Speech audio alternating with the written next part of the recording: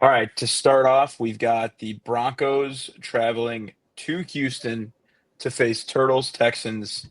And whenever we have a Texans game, you know that right off the rip, we got to have Turtles set the table for us, give us his analysis on where the Texans are at, where they're going.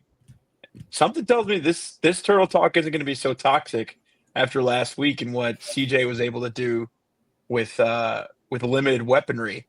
So Turtle, you take it away. What do you think Yes, about the some Texans this week? And then, so far at this point in the season, it's been kind of a roller coaster. So where are you at right now? some are saying that this was CJ Stroud's best game as a pro. I don't know if I would go that far. I still think Tampa Bay, his rookie year, was his best game. Obviously, 500 yards passing in that game, but still, what it was an incredible showing. I'll give you guys a little tidbit, a little nugget.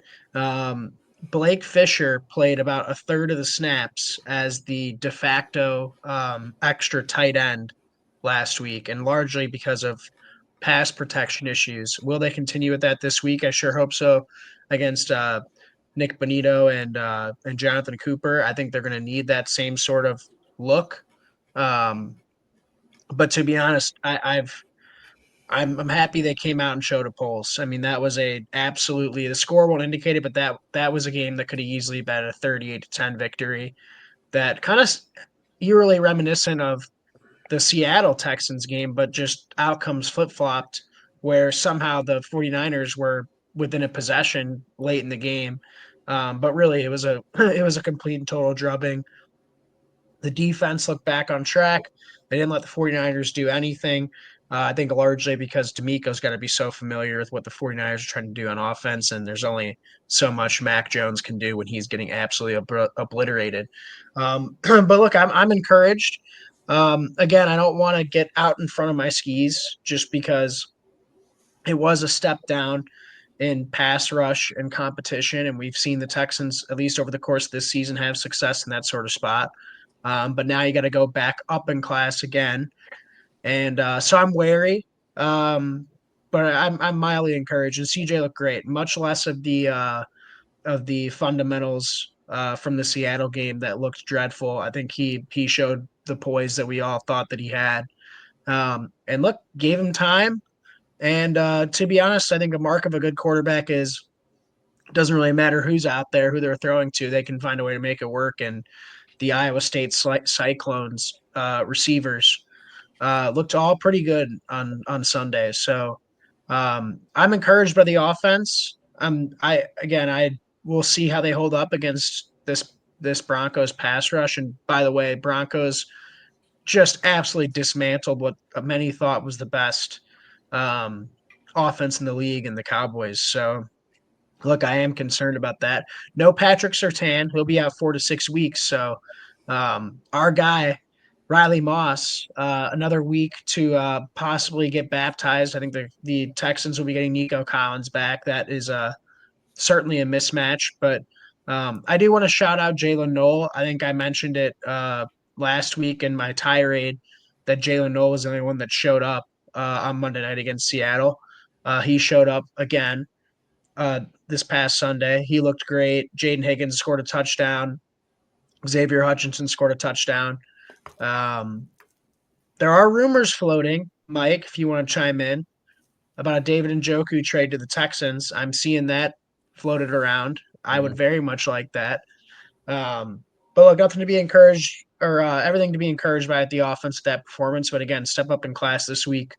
I am cautiously optimistic with the line at a 1.5 right now. Texans favored.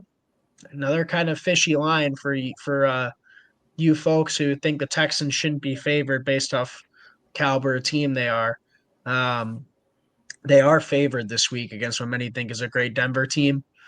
Maybe that's all you need to know. That I think the market's starting to warm up to the Texans a little bit, and most of that can be because of the defense, but um, we'll see, man. Again, it's another litmus test for this offense, and I think getting Nico Collins back will be big. I think Nick Haley showed some improvement in play calling and personnel. Um, and again, that wasn't above average offense uh, on Sunday. I think if they clean up some of the red zone stuff, again, they could have put up 38, 40 points. against this 49ers team. They bogged down the red zone a handful of times. They kicked 4 field goals, guys, within under 40 yards, 4 of them. So you're talking you score a couple of touchdowns on those drives instead of settling for field goals. I mean, you're talking about a really big number. So Will Anderson, Daniel Hunter, absolute dogs. I think we all kind of know what the defense is at this point. Um, again, I'm kind of back to where I was bye week as to how I feel about this team, and hopefully they don't let me down again. But curious what you guys think. Yeah, I mean, right off the rip, first thing that jumps out at me about this game is the Texans' defensive front against Bo Nix. And it just couldn't be a starker difference between Matt Eberflus's defense. I was watching the game with Christian the other day, and the whole game I felt like I was just like too soft, coverage way too soft, no pressure, just allowing Bo Nix to do whatever he wants. And Troy Franklin, shout out to my pick last week. Troy Franklin have a big game. Kind of said it offhand, but Christian reminded me that I did make that pick, and he had a huge game. So I don't know. It's just added to my wins of last week. I think I deserve an extra notch in my belt. Not that I need it, but all this to That's right, say, Pat. you know, You came away with the title this week on Bulletin Board Pod, 5-2 week last week. So hey, thank you. I'm not afraid to make those picks. I'm not afraid to say that How Troy much? Franklin's gonna How have a big much would game. have? How much would have a 2 touchdown parlay have Troy gotten you for Franklin Troy bet. Oh my Franklin? gosh, couldn't even imagine. But here's the deal: I can, talk up the Broncos all I want here, but it's not going to happen again. It's facing Matt Eberflus's defense in Mile High is light years away from facing D'Amico Ryan's defense in NRG Stadium in Houston. Going to be a completely different environment, and Bo Nix is going to struggle facing that pressure. I think CJ, as you said, Turtle, he's coming off a great game, and he did it with limited weaponry, as I said before. So, yeah, I think going up against a defense that doesn't have Pat Surtain, Roll Tide, who is key to so much of what makes that defense special when healthy. Obviously, you still have, as you mentioned, Benito and Cooper to deal with, but when you're just dealing with Riley Moss and those receivers that you have come off a good game, and it's not just one, you're getting consistent production out of a number of targets for CJ.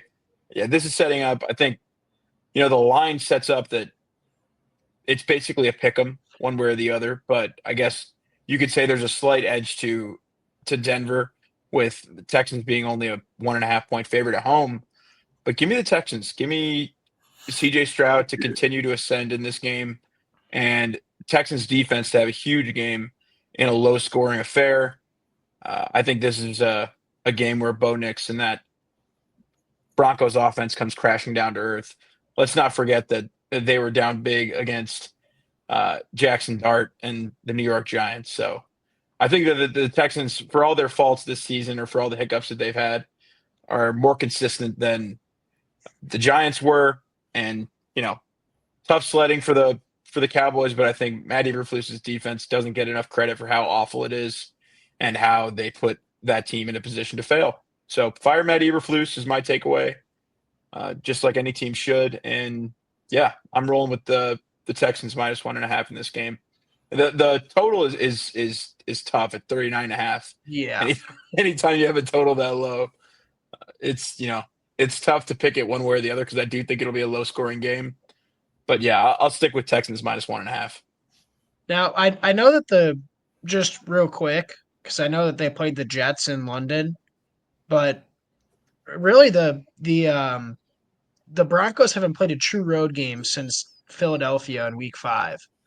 Um, and again, I'm a little bit, I guess, for Denver's sake, I'm a little bit concerned about their schedule. Like I don't feel like they've played an overly like murderer's row of opponents this year. I mean, I think the best team they've played is probably the Colts, I guess, which is crazy to say, but they lost that game, and that was on the road.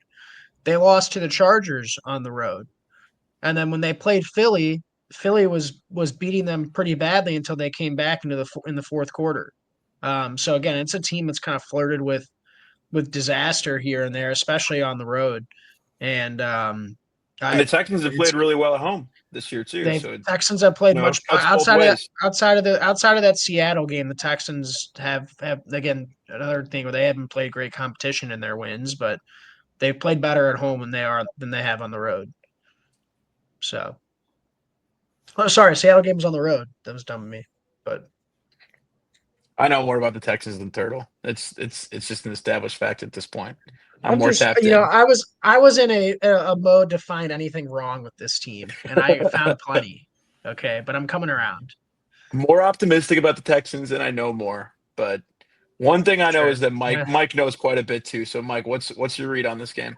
Well, I mean, it's just interesting because obviously the Broncos kind of kicked the Cowboys' ass, and I mean they're riding a lot of momentum and confidence going into this game against one of the best defenses in the league. Texans defense 266 yards on average that they're giving up, and they just put up 26 points against the Niners. But one thing that I've liked to see, and I'm sure Turtle has and will, and has touched on it. Just, I mean, a lot of the miscues that we saw offensively at the beginning of the year seem to be, kind of working themselves out. I kind of like the Texans. I like where they're going. And I think, you're starting to see game by game as we've gotten into it more. CJ Stroud is the guy. I don't think there's been any question about that. Defense obviously has not been the question. But, I mean, this is a Broncos team that just held the hottest offense and one of the hottest quarterbacks in the league. Dak Prescott himself to 188 yards. If they can have if the Texans can have a similar type performance against this Broncos defense, and I think that's exactly what we're waiting for out of the bye. What are they going to do? You got the confidence coming in from the Ravens game. Broncos are 5th in yards, 6th in passing, 9th in rushing. I don't see, we'll see what, Woody Marks is going to be able to provide complimentary to CJ Stroud in the passing game. Really, I just think the Broncos are a little too hot and the defense is just a little too good. And right now, they're in the driver's seat of trying to fend off Kansas City in the AFC West. And I think that's a little bit I think that is enough, fire lit under their ass where, I mean, if you're going to get a 1.5, I'm going to go Broncos a +1.5 and money line for this game over the Texans, even away. All right, so we have some a disagreement here. After all the times I've taken the Browns on this podcast and put the cold hard cash in my wallet on your team because of your tyrannical tirades. That's your own fault. And your passion. You betting money on the Browns. You don't put yeah, that you're on Mike. you're 100%, That's you're on 100% you. right. I'm gonna put it on Mike in this case because I just ask for reciprocality support. That's all. No, it's all right, Mike. I mean, if you want to lose money, that's cool, dude. Well, that's what I'm all about. I'm great at it. Christian, are you going to give us a split decision here? Is it going to be 2v2 or are you rolling with me and Turtle and the Texans? What's the word? It's really tough. I don't trust either offense. And they're really good defenses that they're playing. So it really is a pick 'em to me. I think this is going to be often repeated for me. I think it's just dependent on how the refs call the game, man. Riley Moss, if he can get away with defensive holding every play, I think the Broncos will win. So just keep an eye on Riley Moss. See what they let him get away with. I'll take the Texans because I believe in the talent of the football team. But at the end of the day, man, I think bottom line, moral of the story, refs stink. Refs suck. Sucked everywhere all weekend. I think that's the major priority I'm looking at is, are they going to call 5 defensive holding calls on Riley Moss as they should every game? We'll see. I know it's not fun to see that, but that's what we're dealing with. Nico Collins, Riley Moss can't guard Nico Collins. Anytime Nico Collins is matched up with Riley Moss, if CJ Stroud does me a favor and just throws it his way, I'll send him a thank you note in the mail. Wow. Because honestly, Jaden Higgins, Jalen Noel, Xavier Hutz, X-Man Hutchinson shout out. I'd throw Woody Marks out in the split on Riley Moss. Guarantee you, he'd get a reception on his ass. He'd route his ass up. I agree. He's a good receiving back. I mean, shout out Woody Marks. He looked really good against San Fran. Shout out. He showed some. Doesn't growth. feel like Christian's giving Woody Marks props so much. It's just absolutely. I don't know if Christian's gone this hard on any player in the NFL. At this but point. it's just like it makes you think about the refs. I mean, the first possession. I know we're getting the appetizer for the Bears game here too for a Bears analysis. Worse than the Bears game. I don't know if you saw Broderick Jones. I don't know if you saw his CFL motion before the pre-snap, no call. Oh, I have noticed that too. And I've been watching these games of very clear receivers are not getting set before they snap the ball, and there's no flag. It's mind-boggling to me, actually. I think I can't remember. It may have been that Steelers game, but I saw it a handful of times this weekend, and I was like, that should be illegal motion. Like I've seen it a handful. You're right, Christian. You know what? If we want to turn this remaining game into actually, we can wait till we get to the Bears. But I'm with a diatribe against the refs real quick. I like that idea. Have fun watching. We're getting into it early. Have fun watching Riley Moss all game. Just do it. I guarantee you do it. He's going to hold every play. And if I'm CJ Stroud, I'm taking advantage of any matchup I got on him. And for that reason, I'll take the Texans, but got to shout out Vance Joseph. It's not even the backup that's going to be playing that Christian wants to target. It's Riley Moss. The fact that PS2 is out and they're going to have to play somebody off the bench. Christian's like, don't even target that guy. I don't care. Just go after Riley Moss. I got to find out who the backup is now. I don't even know. They got Abrams Drain from Mizzou. Jaquan McMillan, I don't know if he's healthy though. Yeah, but they have Jahdae Barron. Jade's been. He plays nickel. He's all over. We'll see. Either way, I like the receivers. Again, if you just play to the strengths of the Texans, they do have, I think, just at the end of the day, more skill, more talent. But it's really a toss-up game, how the refs call a game. Shout out Vance Joseph. He's done a great job with this defense. Nick Benito, Zach Allen. Amazing. Alex Singleton, I believe he's coming off a torn ACL from last season. Mm-hmm. He stepped in for Dre Greenwald pretty well. Shout out all the players, especially for both these teams, the defensive players on these teams. I don't trust the Broncos offense. I don't necessarily trust the Houston offense, the O-line, or the run game yet. I love how they controlled the time of possession. But I do think, put the ball in CJ's hands, let him make some plays, target these corners, and, force the refs to make calls. Maybe that's all you do. You need to line up. I don't care if Blake Fisher plays 100% of the snaps as the extra tight end. If you don't let Nick Benito and Jonathan Cooper and Zach Allen beat you somehow, some way, and you just, get Nico Collins and Jaden Higgins, both bigger, stronger, and faster players than Riley Moss and even, what was his name? Abrams Drain. Chris McMillan, Jaquan McMillan, all those guys. I like all three of those receivers, and then X-Man in the slot. He's been solid. Yeah, he showed up. So I'm with it. We gotta look. This is where one of those games we're gonna have to look and see who the ref assignment is and if they call more penalties or not. Because there's certainly some ref crews out there that let them play and some that don't. I'm about to be watching Riley Moss like a hawk now that Christian's brought it up. First, I know. Watch the red zone. Watch the all 22 in the red zone first drive. CeeDee Lamb.